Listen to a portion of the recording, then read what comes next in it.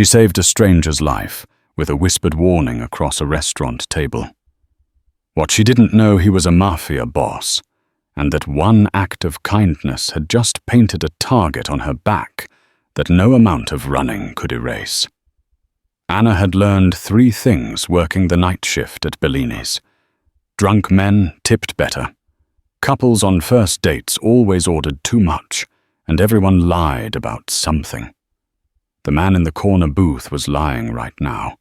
She'd been watching him for 20 minutes, not because he was attractive, though he had that sharp-jawed, expensive cologne look that usually came with an attitude. No, she watched him because something felt wrong. He had ordered a single bourbon at 11:47 p.m. Hadn't touched it. His menu sat closed on the table, but his eyes never stopped moving. They tracked the dining room like a security camera, lingering longest on the booth by the window, where another man sat alone, cutting into a perfect medium-rare steak. Anna refilled water glasses at table 6, her worn sneakers silent on the tile floor. The dinner rush had ended an hour ago. Only 8 customers remained scattered across the restaurant like chess pieces. The kitchen was winding down.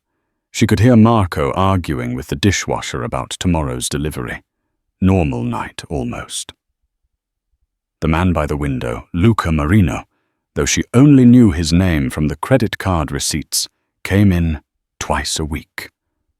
Always alone, always polite, always left a 30% tip and a thank you, miss. That felt genuine. He never rushed her, never snapped his fingers, never complained. In the service industry, that made him a unicorn. But the man in the corner booth, he made her skin crawl. She caught her reflection in the brass coat rack near the host stand. Dark circles under her eyes, blonde hair escaping its ponytail saw stain on her apron she'd stopped caring about hours ago. 26 years old, and pulling doubles to cover her mom's medical bills. This was supposed to be temporary. 3 years ago. Focus, Anna. Corner booth guy shifted in his seat. His right hand disappeared under the table fingers, sliding toward his jacket. Anna's pulse kicked up. She'd grown up in South Boston, where you learned to read people fast, or you didn't survive middle school. This wasn't paranoia. This was instinct. She glanced at Luca. He was checking his phone, completely unaware. The golden light from the vintage chandelier cast soft shadows across his face, probably mid-30s dark hair, graying slightly at the temples, the kind of calm that came from money or power or both. Corner booth guy's jaw tightened. His hand moved deeper into his jacket.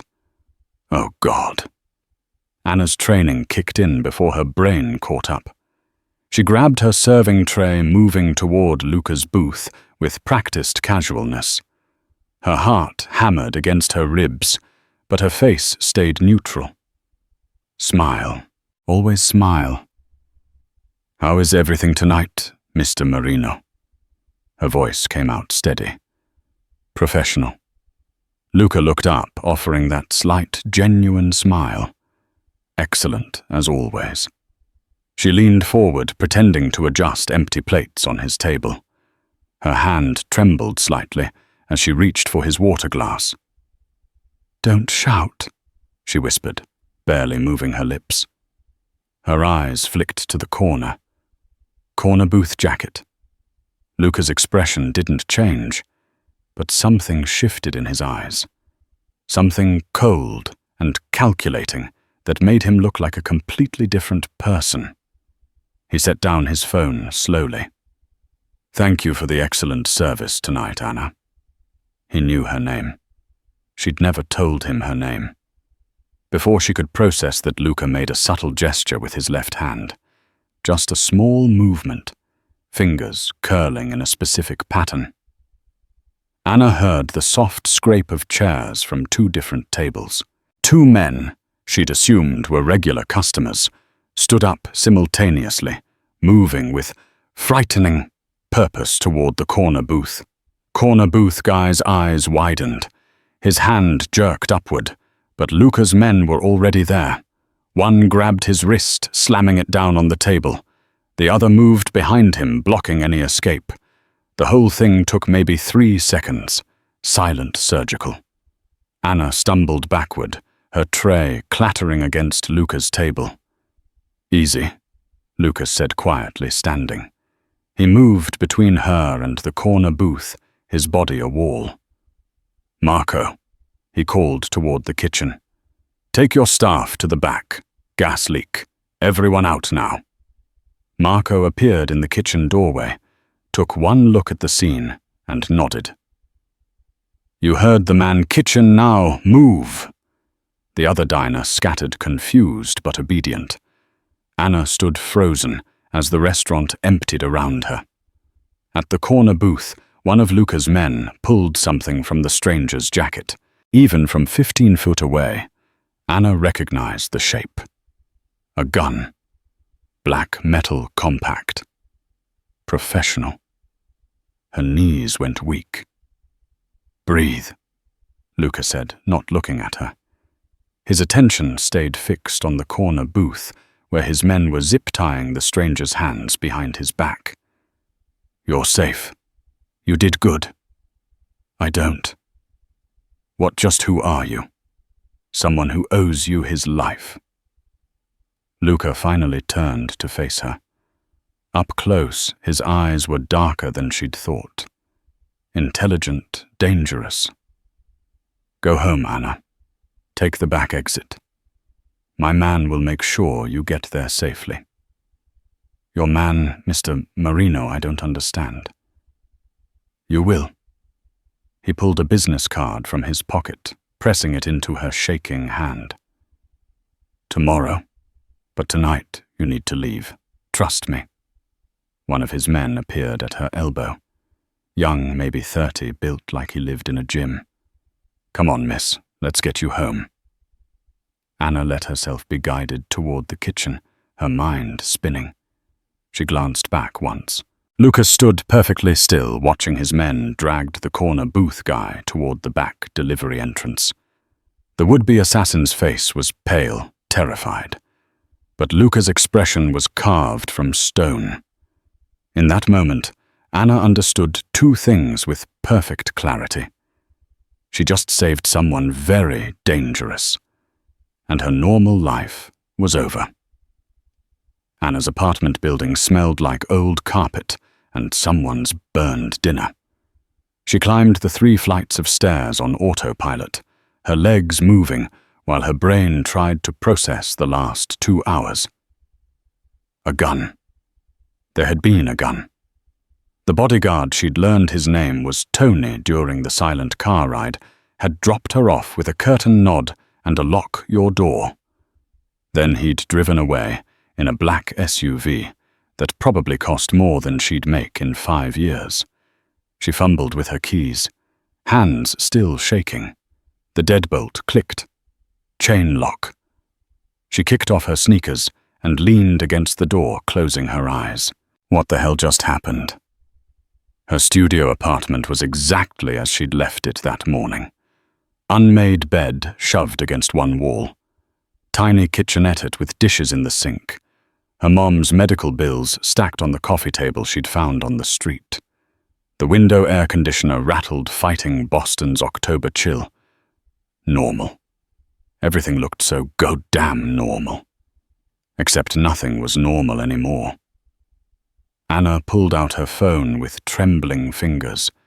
She should call someone, the police, and say what? That her regular customer had men with guns who stopped another man with a gun. That sounded insane. That sounded like she was making it up, or high, or both. Besides, Luca had said gas leak. Marco had gone along with it immediately, no questions asked. Like he knew like this had happened before. She dropped onto her sagging couch, still wearing her sauce-stained uniform. The business card Liz had given her sat in her palm. Heavy card, stock, cream-colored, expensive, just a name, Luca Marino, and a phone number. No title, no company. Who was he?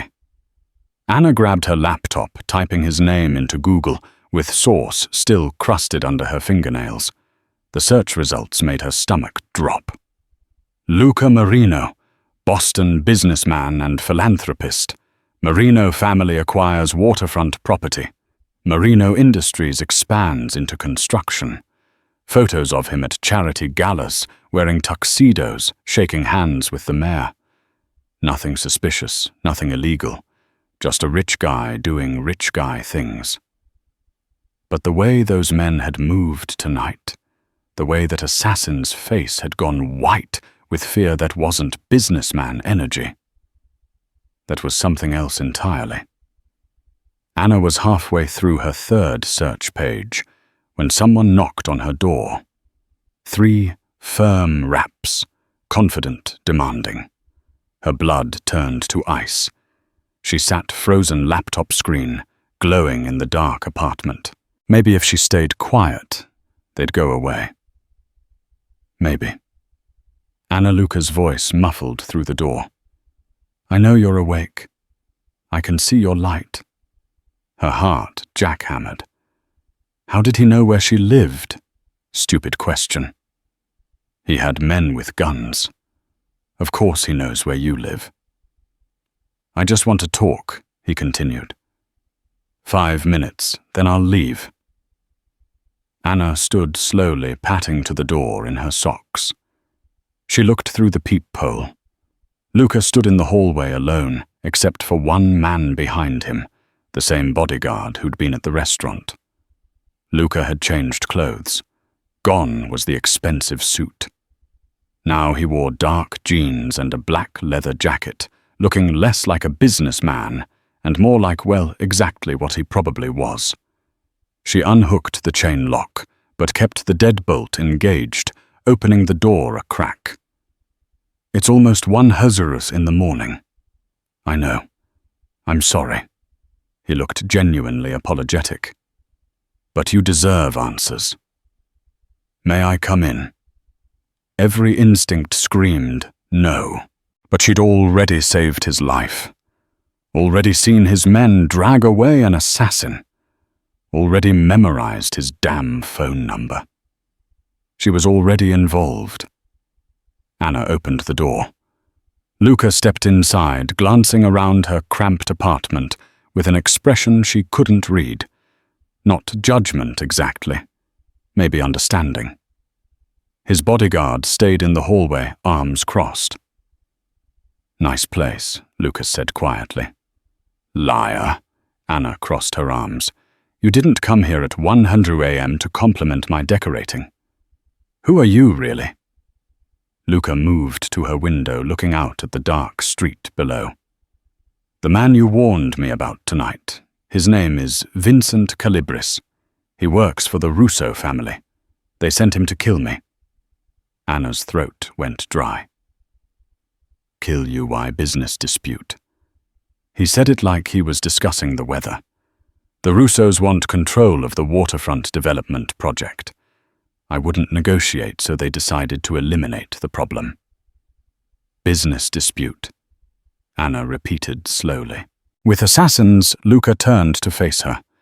In the dim light of her apartment, he looked older. Tired. I'm going to be honest with you, Anna, because you saved my life and you deserve that much. I run operations in Boston that aren't strictly legal. My family has been in this business for 3 generations. The word he didn't say hung in the air between them. Mafia. Oh my God. Anna sat down hard on her couch. You're actually a businessman. Luca finished calmly, who sometimes conducts business in unconventional ways. That's a hell of a euphemism for organized crime. A slight smile tugged at his mouth. I prefer family business. The smile faded. But here's the problem. Vincent didn't work alone. The Russos know someone warned me. They have eyes everywhere, including at Bellini's. By now they know it was you. Anna's stomach dropped. What does that mean? Luca pulled an envelope from his jacket, setting it on her coffee table. $20. Enough to disappear for a few months. New city, new job. My people will make sure you're protected. She stared at the envelope like it might bite her. You're paying me to leave. I'm paying you to survive. His voice hardened. The Russos don't leave loose ends, Anna. You made yourself a target the second you whispered in my ear. Anger flared hot in her chest. I saved your life. I know, and now I'm trying to save yours. He moved toward the door, then paused. Be careful who you talk to about tonight. Trust no one. If you see anything suspicious, anything, you call that number. Day or night. Wait. Anna stood, her mind racing. What if I don't want to run? Lucas studied her for a long moment. Then you're braver than I thought, or more foolish. He opened the door. Lock this behind me. And Anna, get better locks.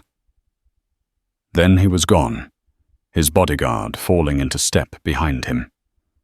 Anna locked the door with shaking hands, staring at the envelope on her coffee table. Outside, a car engine drove away. She was alone with $20,000 in cash, and the creeping certainty that her life had just been split into two parts.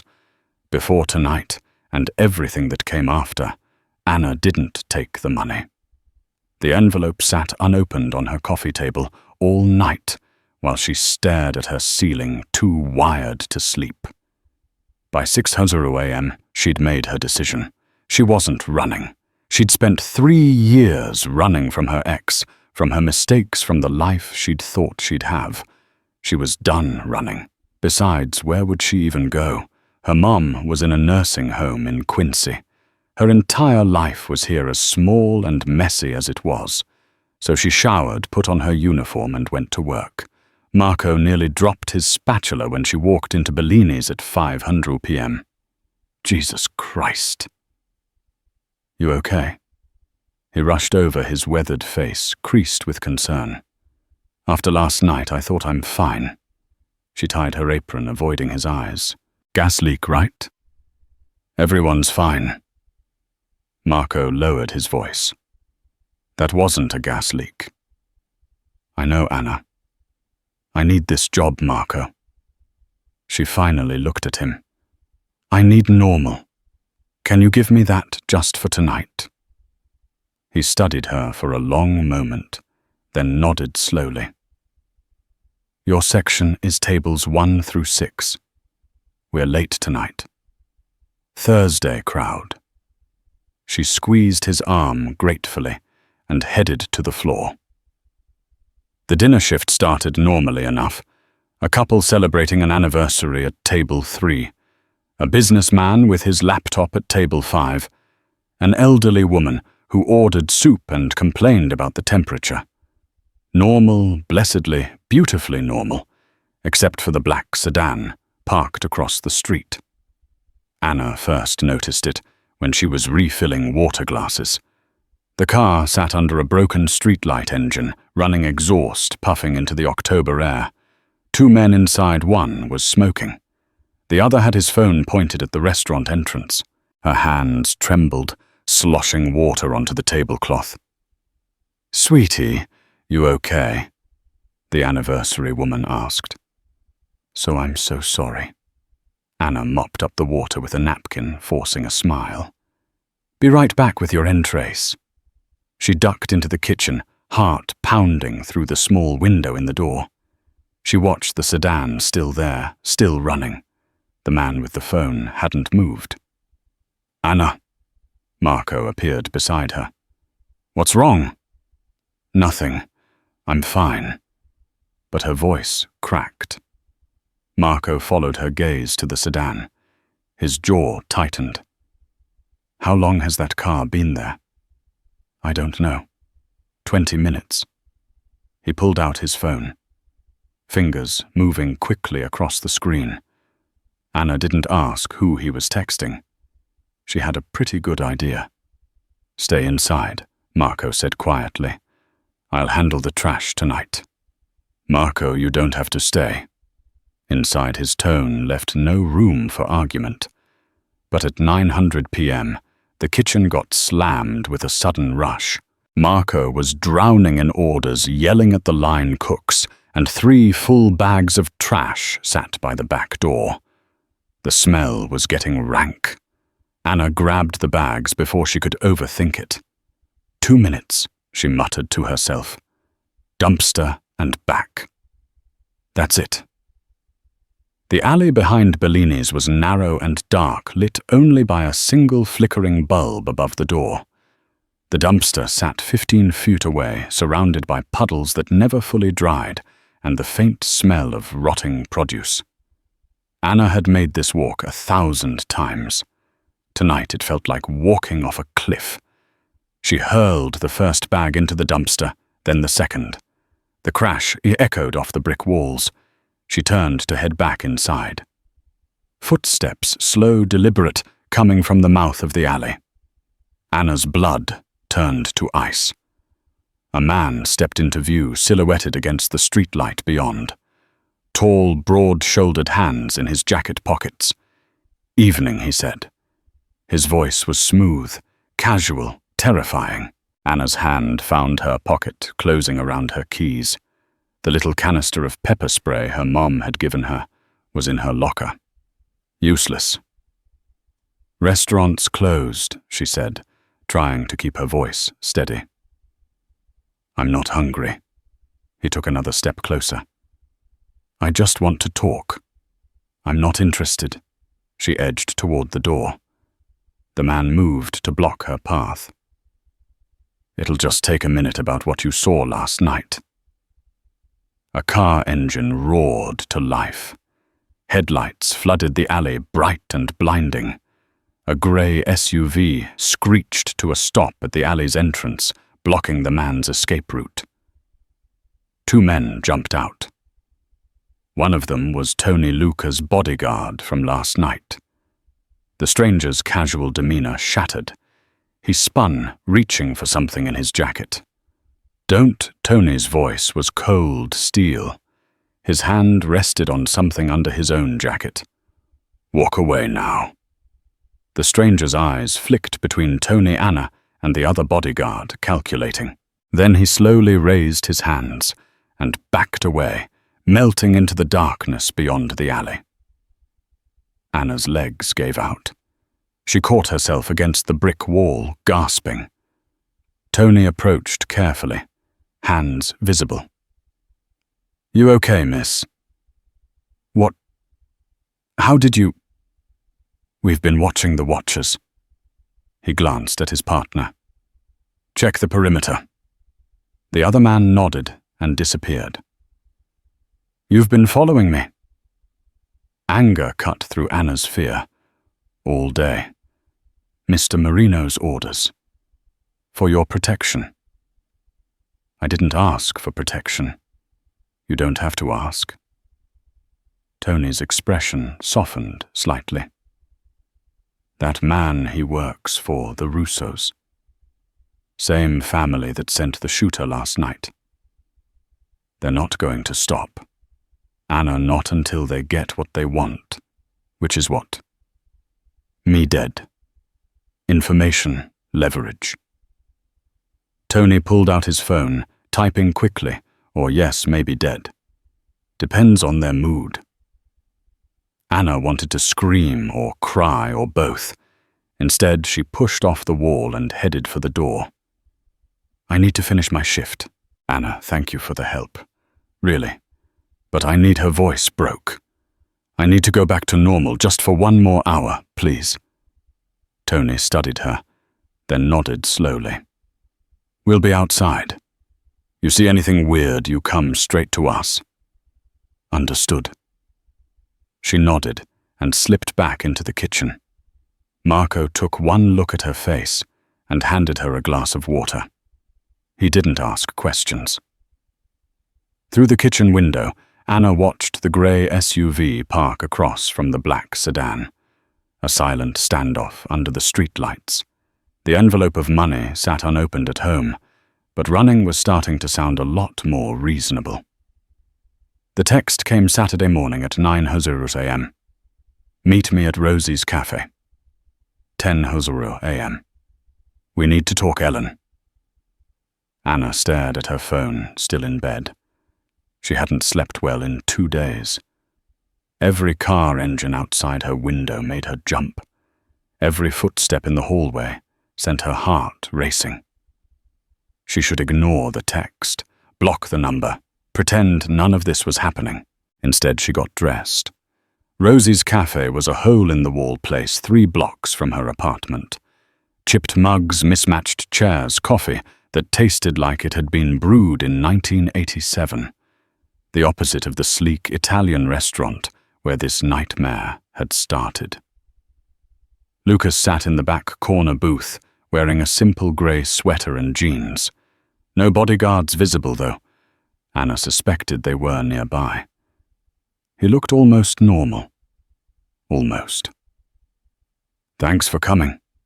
He gestured to the seat across from him. I ordered you a coffee. Cream, 2 sugars. Anna froze halfway to the table. How do you know how I take my coffee? I pay attention. A slight smile. You always made it the same way during your breaks at Bellini's. She sat down, slowly, unsettled. That's either thoughtful or creepy. Probably both. He pushed the mug toward her. How are you holding up? Oh, fantastic. I love being stalked by mobsters. Really adds excitement to my life. The sarcasm came out sharper than she intended. Luca didn't flinch. I know you're scared. You have every right to be. Scared, Anna laughed bitterly. I'm terrified. I can't sleep. I can't think. Yesterday, I almost pepper-sprayed the mailman because he knocked too loud. She leaned forward, lowering her voice. I saved your life, and now mine is falling apart. So forgive me if I'm not in the mood for coffee and small talk. You're right. Luca's expression grew serious, which is why I wanted to meet somewhere neutral, somewhere we could talk honestly. He paused. No more euphemisms. No more businessman. You deserve the truth. Anna wrapped her hands around the warm mug. Okay. Truth. My family has controlled certain operations in Boston for 40 years. Legitimate businesses, restaurants, construction, real estate, but also other things. Protection loans territory. He met her eyes steadily. I inherited this empire when my father died. 5 years ago. I didn't choose it, but I accepted it. And I've been trying to keep it from turning into a war ever since. The Russos want war. The Russos want everything. They've been pushing into our territory for months, bribing city officials, intimidating our partners, undercutting our contracts. His jaw tightened. Vincent Calibris wasn't the first attempt on my life. He was the 4th. Anna's coffee suddenly tasted like ash. 4th. I've survived 3 car bombs, 2 shootings, and now a restaurant assassination. He said it matter-of-factly, like he was listing grocery items. Your warning saved me because Vincent was smart. He waited, studied my patterns, learned I travel with minimal security to Bellini's because I thought it was safe. It was safe until I opened my mouth. No. Luca's voice turned fierce. You saved my life. Don't twist that into something else. But now the Russos know about me. They know I'm... She couldn't finish the sentence. A witness, a variable, someone who could testify if I go to war with them. Luca leaned back, running a hand through his hair. They're watching you to see if you're important to me, if you're leverage. Am I important to you? The question hung in the air. You should be irrelevant, Lucas said quietly, a waitress who happened to be observant. But he trailed off, something complicated crossing his face. You risked everything to warn a stranger. You didn't panic. You didn't freeze. You just acted. That kind of courage is rare. Anna felt heat creep up her neck. I just did what anyone would do. Most people look away. You looked closer. He pulled out another envelope, thinner than the first. 50,000 new identity papers. A contact in Seattle who can set you up with a job and an apartment. You could be gone by Monday. She pushed the envelope back across the table. No, Anna. I'm not running. Her voice was steady now. My mum is here. She has early onset Alzheimer's. I visit her every Sunday. She barely remembers me most days, but I'm all she has. Tears pricked her eyes, but she blinked them back. I can't just disappear. I won't. Lucas studied her for a long moment. Then what do you want? I want my life back. I want to go to work without being followed. I want to sleep without nightmares. She laughed shakily. I want to stop being a pawn in someone else's war. I can't give you that. Not yet. He leaned forward. But I can protect you. Full security detail. Safe house, if needed. New locks. Security system. No. Anna, be reasonable. I can take care of myself. She stood up, grabbing her jacket. I've been doing it for 26 years. I don't need a Mafia bodyguard following me to the grocery store. Lucas stood too, frustration flashing across his face. Your independence won't stop a bullet. Maybe not, but I'm not becoming a prisoner in my own life either. She met his eyes. You want to help? Find whoever's watching me, and make them stop.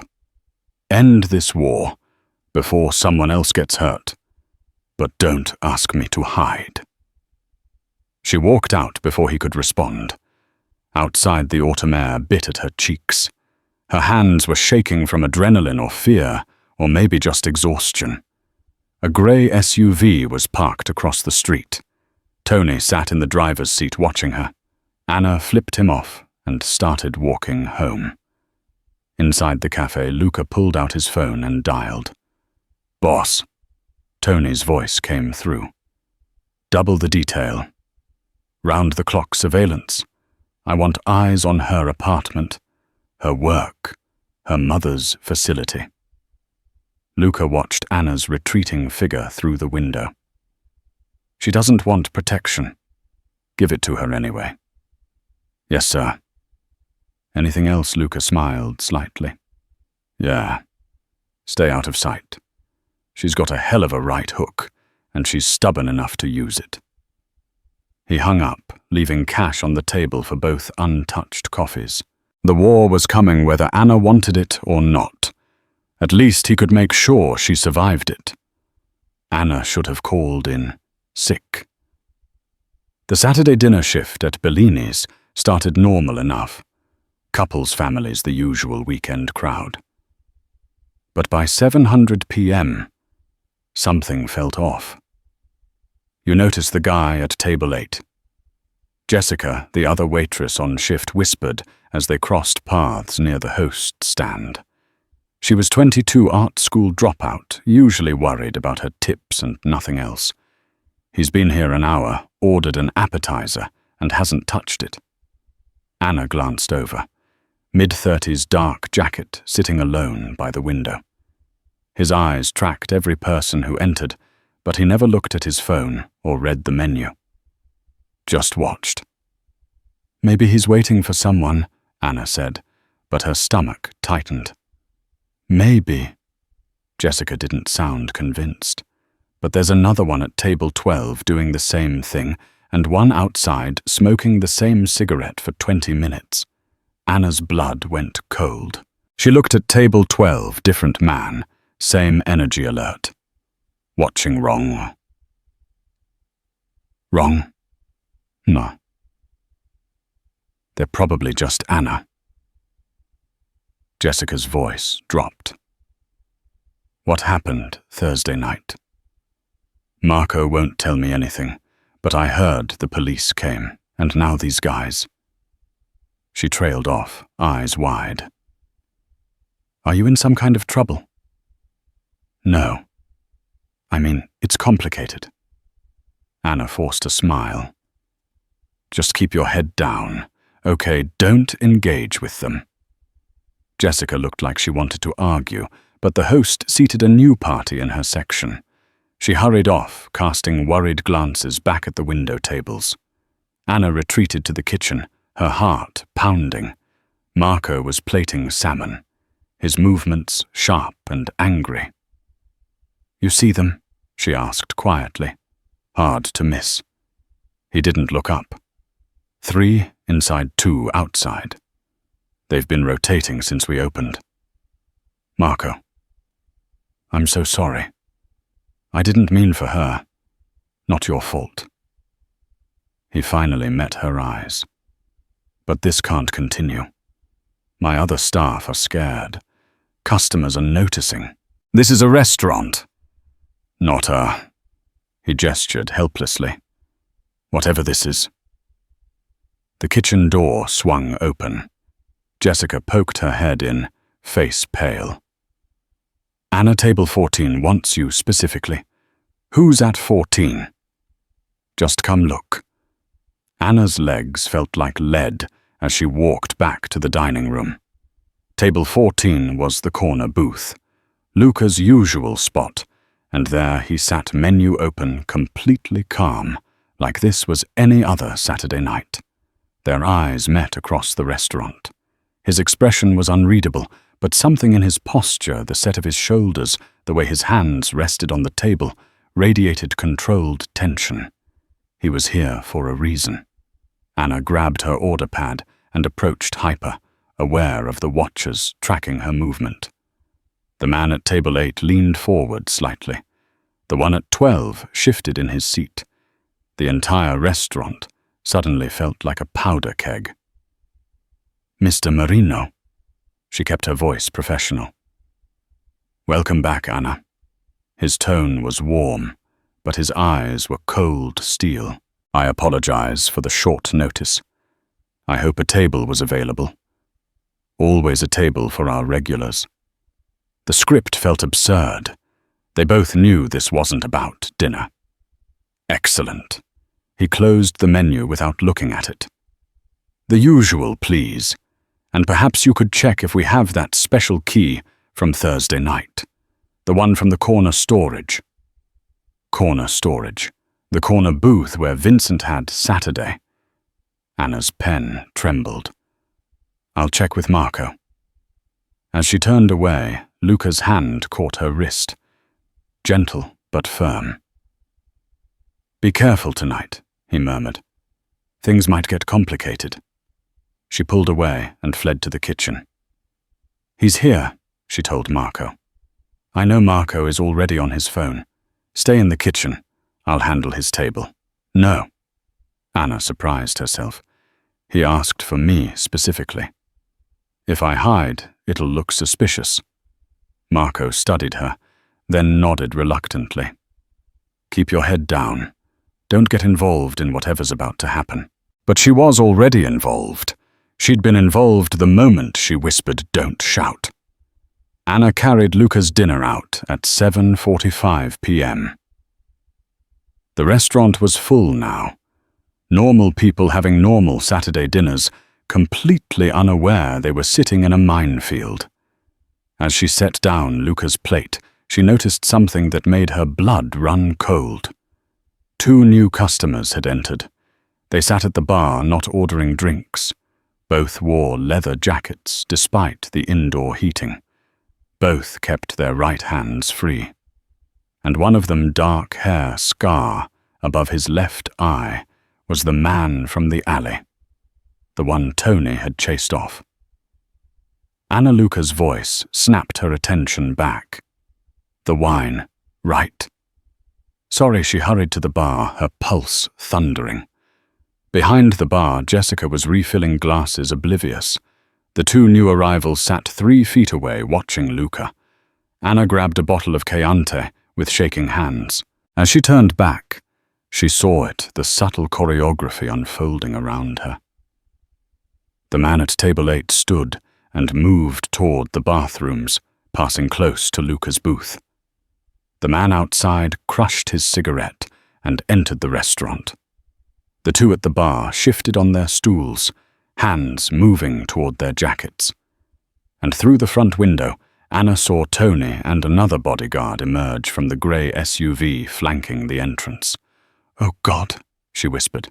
Luca caught her eye. He gave the smallest shake of his head. "Not yet. Stay calm." But calm was impossible. The air itself felt electric, charged with violence, waiting to explode. A customer laughed at table 6, oblivious. Silverware clinked at table 3. Normal sounds in an abnormal moment. The man from the alley stood. His partner at the bar did the same. Outside, Tony's hand disappeared under his jacket. Anna's world narrowed to a pinpoint. She saw it all.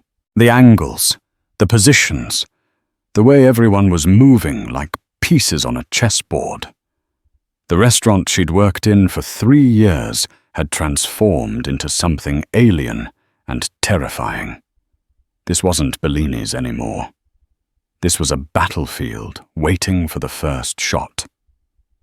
Luca took a deliberate bite of his dinner, completely relaxed, but his eyes never left the bar. Anna. Jessica appeared at her elbow. "You okay?" "You look. Get in the kitchen." Anna's voice came out flat. "Now tell Marco to send everyone to the walk-in cooler. Say there's a..." The front door burst open. 3 men in dark suits entered, moving with military precision, and Anna recognized the one in front from the photos she Googled after her first meeting with Luca. Anthony Russo, head of the Russo family. The real war had just walked through the door. Anthony Russo didn't sit down. He stood in the entrance of Bellini's like he owned it, flanked by his men, and smiled. Mahostuhu, Luca Marino, having dinner in public. How brave. The restaurant went silent. Customers looked up from their meals, sensing the shift in atmosphere, even if they didn't understand it. Lucas set down his fork carefully. "Anthony, I don't recall inviting you." Funny thing about public spaces. Russo's smile widened. No invitation needed. Tony appeared in the doorway behind Russo's men hand inside his jacket. The two groups faced each other, a standoff in the middle of a family restaurant. Anna pressed herself against the bar, heart hammering. Gentleman Marco's voice cut through the tension. He emerged from the kitchen, wiping his hands on his apron. "I'm going to have to ask you to take this outside. You're disturbing my customers." Russo's eyes flicked to Marco, then to Anna. His gaze lingered on her for a long, calculating moment. "Of course, my apologies." He turned to Luca. "We'll continue this conversation later somewhere more private." "Looking forward to it," Luca replied coldly. Russo and his men left. Tony followed them out. The restaurant exhaled collectively, but Anna saw the look Russo had given her. She'd been marked, identified, catalogued as leverage. The rest of the shift passed in a blur of fear and forced normally. Customers ate. Dishes were cleared. Jessica kept asking if she was okay until Anna snapped at her to stop. By 11 p.m., the last diners had left. Marco sent Jessica home early and started the closing procedures. Luca had departed an hour ago, leaving a $100 tip and a warning whispered as he passed, "Go straight home tonight. Don't stop anywhere." But restaurants didn't close themselves. Tash needed taking out. Floors needed mopping. The routine couldn't be abandoned just because Anna was terrified. "I've got the trash," Marco said, reading her mind. "You've done it twice already this week." Anna grabbed 2 bags. "I'm not helpless, Marco. Anna, 2 minutes. That's it." She pushed through the back door before he could argue. The alley was darker than usual. The security light had burned out, leaving only the ambient glow from the street beyond. Anna's breath misted in the cold October air as she heaved the first bag into the dumpster. The second bag was heavier. She struggled with it, grunting as she lifted. A hand clamped over her mouth. Another arm wrapped around her waist, yanking her backward. The trash bag fell, splitting open, garbage spilling across the wet pavement. Anna's scream died against the palm pressed to her lips. She thrashed, but her attacker was strong, dragging her toward a van idling at the alley's mouth. "Stop fighting," a voice hissed in her ear. "Make this easy." "Hell no." Anna's hand found the box cutter in her apron pocket, the one she used for opening cardboard. She yanked it out and slashed backward blindly. The man cursed, his grip loosening. Anna drove her elbow into his ribs and twisted free. "Grab her!" Another man emerged from behind the dumpster. Anna ran, but the alley was a dead end. Her only escape was past them. She grabbed the dumpster lid and swung it open, metal crashing. The first attacker lunged. She sidestepped and kicked her sneaker, connecting with his knee. He stumbled, but the second man was faster. He caught her arm, twisting it behind her back. Pain shot through her shoulder. "Stop," he snarled. "We just want to talk. Liar!" Anna stomped on his instep, grabbed a broken bottle from the ground, and swung. Glass shattered against his forearm. He released her with a howl. They were hurting her toward the van, 2 against 1. She was losing. The first attacker pulled a gun. Headlights flooded the alley. The grey SUV screeched to a halt, blocking the van. Tony emerged like a missile, tackling the armed man before he could aim. The gun skittered across the pavement. The second attacker grabbed Anna again, using her as a shield. His arm locked around her throat, cutting off air. "Back off!" he yelled at Tony. "Back off, or I break her neck." Tony froze, hands raised. Anna couldn't breathe. Black spots danced in her vision. She clawed at the arm around her throat. Panic overwhelming training instinct, everything. A single gunshot cracked through the alley. The pressure around her neck vanished. Anna collapsed, gasping as her attacker crumpled behind her. She turned, saw the neat hole in his shoulder, saw him writhing on the ground. Luca stood at the alley entrance, gun raised, face carved from stone. He wasn't the polite customer from the restaurant, wasn't the businessman in expensive suits. This was someone else entirely. Someone capable of pulling a trigger without hesitation. "Get her to the car," he said quietly. "Now." Tony helped Dana to her feet. Her legs wouldn't work properly. She stumbled, nearly fell. Luca walked past her to the wounded man, crouched down, pressed the gun barrel against the man's forehead. "Tell Russo," Luca said, voice devoid of emotion, "that if he comes near her again, I'll burn his entire operation to the ground. Every business, every safe house. Everyone he loves, he stood. You have 1 hour to leave Boston. After that, you're a corpse." The man nodded frantically, blood spreading across his shirt. Tony guided Anna to the SUV. She looked back once, saw Lucas standing over the 2 attackers, his men arriving to clean up the scene, saw Marco in the doorway, phone to his ear, face pale, her world tilted. She'd saved a stranger's life and thought that would be the end. But it wasn't an ending.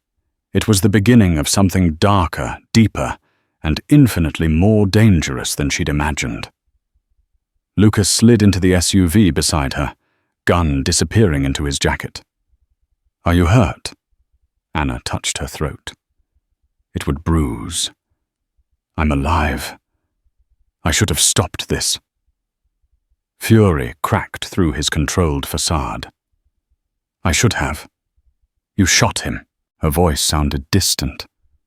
"Strange. You could have killed him. I wanted to." He met her eyes and she saw the truth there. The violence, the rage, the monster beneath the businessman. "I wanted to put a bullet in his brain for touching you." Anna should have been terrified, should have demanded to be led out of the car. Instead, she understood. The danger wasn't hypothetical anymore. It was real. It was bloody. It was inescapable. And she was already drowning in it. Luca's house wasn't what Anna expected. She'd imagined something out of a movie. Marble columns, gaudy fountains, gold everything. Instead, Tony drove them to a modest brownstone in Beacon Hill, tucked between doctors' offices and law firms. Elegant but understated. A place that blended in. Inside was different. Security cameras, reinforced doors, windows that Anna suspected were bulletproof. The living room looked normal, leather couch, bookshelves, a chest set on a side table, but the basement door was steel. "Sit." Luca gestured to the couch. "You want water?" Something stronger answers. Anna's voice shook. "I want answers." Luca poured 2 glasses of whiskey anyway, pressed one into her hand. "Drink. You're in shock." She was. Her hands trembled so badly. The whiskey sloshed. The bruises on her throat were already darkening, and every time she swallowed, she felt phantom hands choking her. "They tried to kidnap me." The words came out flat, disconnected. "They wanted leverage. If they'd gotten you into that van," Luca's jaw clenched, "they would have used you to force me into negotiating territory. And when I refused because I would have refused, they'd have killed you to make a point." Anna downed the whiskey in one burning gulp.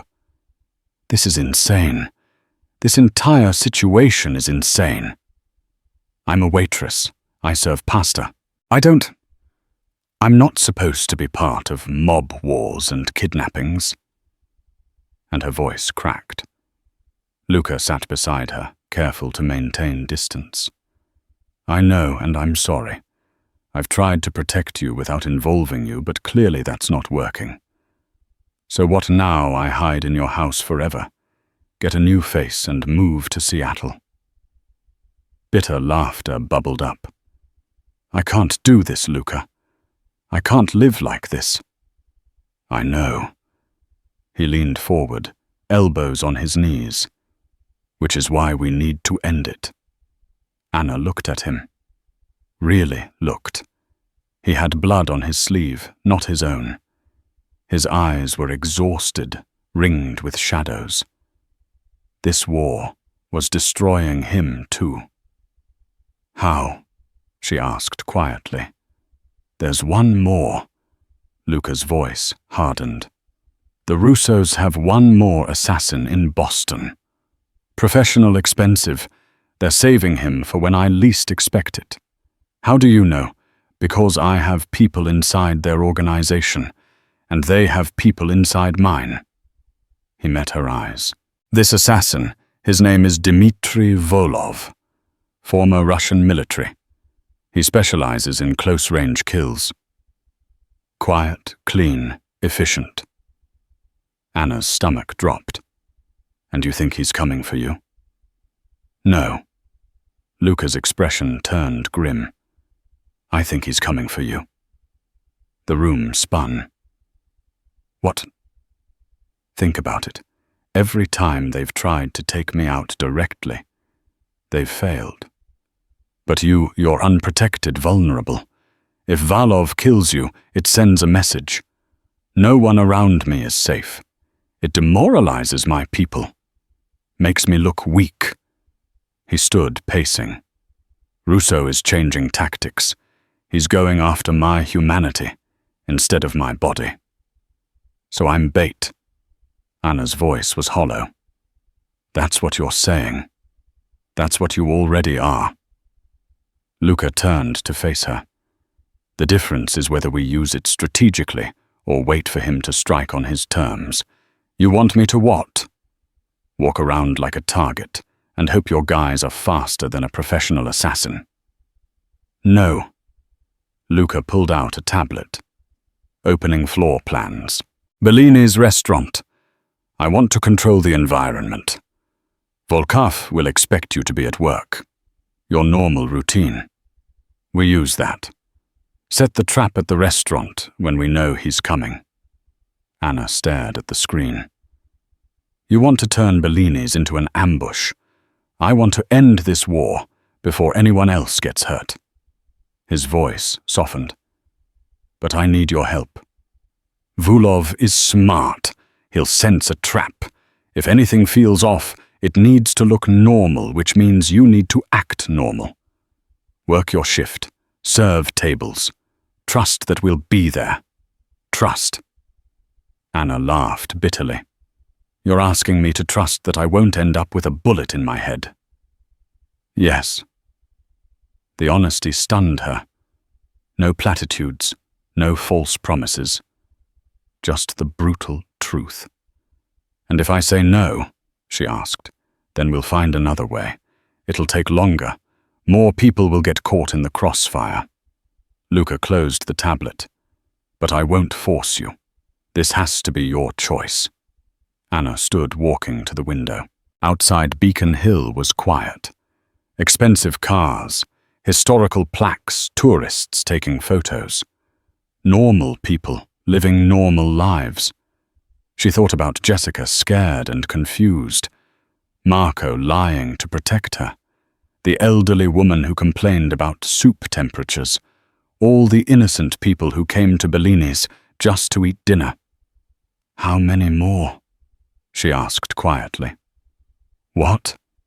How many more people get hurt if this keeps going? If you and Russo keep fighting? How many innocent people end up in the crossfire? Luca was silent for a long moment. Too many. Anna touched the bruises on her throat. She tried to stay uninvolved, tried to just do her job, keep her head down, survive. But survival wasn't enough anymore. The Russos had come into her restaurant, her alley, her life. They'd put hands on her, threatened her. She was done being a victim. Okay. She turned to face Luca. I'll do it, but not because I trust you. Not because I'm part of your world. I'm doing this so everyone else can go back to normal. Something shifted in Luca's expression. Surprise, respect, maybe something deeper. You're braver than most of my soldiers. I'm terrified, Anna corrected. But I'm more tired than scared. Tired of running. Tired of looking over my shoulder. She moved closer. So tell me the plan. All of it. No lies, no protection. If I'm bait, I deserve to know exactly how this trap works. Luca studied her for a long moment, then nodded. Sit down. This is going to take a while. They spent the next 3 hours planning. Luca laid out every detail, positions, timing signals. His men would be disguised as customers. Tony would be in the kitchen. The windows would have sharpshooters across the street. And Anna would be the spider in the center of the web, serving tables and waiting for a killer. As midnight approached, Luca walked her to the door. You can still change your mind? I won't. Anime at his eyes. Just promise me one thing." "What?" "When this is over, when Volova is caught and Russo backs off, you let me disappear. Back to my normal life. No more bodyguards, no more envelopes full of cash. No more of this." Luca's expression was unreadable. "I promise." She didn't believe him, but she also didn't have a choice. The war was ending one way or another. Tuesday night, Bellini's was half full enough customers to look normal, but not so crowded that civilians would be caught in crossfire. Anna tied her apron with steady hands. The fear was still there, coiled in her stomach, but she'd made peace with it. Tonight ended one way or another. "You okay, Marco?" asked quietly. "No, but I will be." She grabbed her order pad. "Let's get this over with." Luca's men were positioned throughout the restaurant. Table 3, an older couple, who were actually Tony and another bodyguard in disguise. The businessman at the bar nursing bourbon, the maintenance worker who'd been fixing the bathroom light for an hour. Luca himself sat in his usual corner booth, reading a newspaper like this was any other evening. Anna started her shift, took orders, delivered food, smiled at customers who had no idea they were sitting in a carefully orchestrated trap. 8:47 p.m. The front door opened. A man entered, mid-40s grey sport coat, carrying a leather messenger bag. He looked like a professor, wire-rimmed glasses, slightly rumpled, forgettable face. He requested a table by the window. Anna's instinct screamed, "Too normal, too carefully average." She watched him from the corner of her eye as she refilled water glasses. He ordered coffee and tiramisu, opened his messenger bag, and pulled out a laptop, started typing perfectly ordinary, except his eyes. They swept the room with military precision, cataloguing exits, counting staff, measuring distances. Dmitry Vulov. Anna's heart hammered, but she kept moving, clearing plates at table 5, laughing at a customer's joke. Normal. She had to look normal. She passed Luca's booth, adjusting her tray. Their eyes met for a fraction of a second. Anna gave the smallest nod. Luca's hand moved to his coffee cup, the signal. Everything happened fast. The couple at table 3 stood simultaneously. The businessman at the bar moved toward the window. The maintenance worker emerged from the bathroom. Dimitri's hand dove into his messenger bag. "Gun!" Tony shouted. Customers screamed. Tables overturned. Anna dropped her tray and dove behind the host stand as the world exploded into chaos. But Dmitri didn't pull a weapon. He grabbed a phone and pressed a button. Click. Nothing happened. Dimitri's eyes widened in genuine surprise. He looked at the phone, then at Luca, and suddenly laughed a sharp, bitter sound. "Clever," he said in a thick Russian accent. "You found the bomb." Anna's blood turned to ice. "Bomb under your car," Luca said, calmly, standing. "Disabled 3 hours ago. Did you really think we would check?" Dmitri raised his hands slowly. "Worth a try." His eyes found Anna. "You are the waitress, the one who sees everything." Tony and 2 other men surrounded him, weapons drawn. They zip-tied his hands with brutal efficiency. But Dmitri kept talking. "You know what's funny? Russo didn't send me to kill her." He nodded toward Anna. "He sent me to recruit her." Anna's breath caught. "What, you saved Marino's life? You're observant, brave, resourceful." Dmitri smiled. "Russo wanted to offer you money. Real money to be his eyes inside Marino's world. Said a woman like you was wasted serving pasta." The room went silent. "And if I refused?" Anna asked quietly. then I had permission to kill you. But honestly, Dmitri shrugged as Tony dragged him toward the back exit.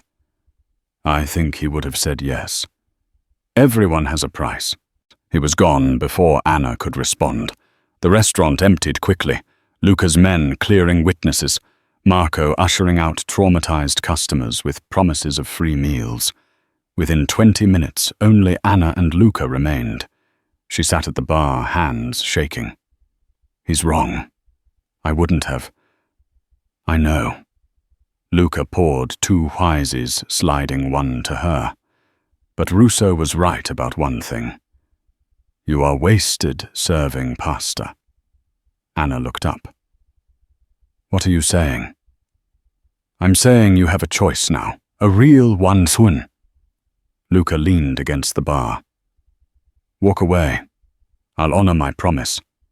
Protection until Russo backs down. Then you're free. Back to your normal life. Or you stay. His voice was careful, measured, not as bait, not as a victim. As someone who understands this world and chooses to be part of it anyway. He paused. I could use someone who sees things others miss. Someone brave enough to whisper warnings instead of running. Anna's mind raced. She thought about her apartment, her mom, her simple life of shifts and bills and exhaustion. She thought about tonight, the fear, yes, but also the clarity, the purpose, the feeling that she'd actually mattered for once. If I stay, she said slowly. I'm not your employee. I'm not your asset. Then what are you? Anna met his eyes. Your partner, equal stake, equal say. You want my eyes and my instincts. Then you trust me completely. A smile tugged at Luca's mouth. Deal. She took the whiskey glass, holding it up. To terrible decisions and dangerous partnerships. Luca clinked his glass against hers. To the waitress who saved my life.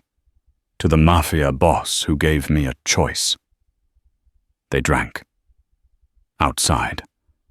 Boston glittered. Dangerous and beautiful and full of shadows. Anna had stepped into those shadows willingly, not because she had to, because she chose to. And for the first time in years, she felt fully terrifyingly alive.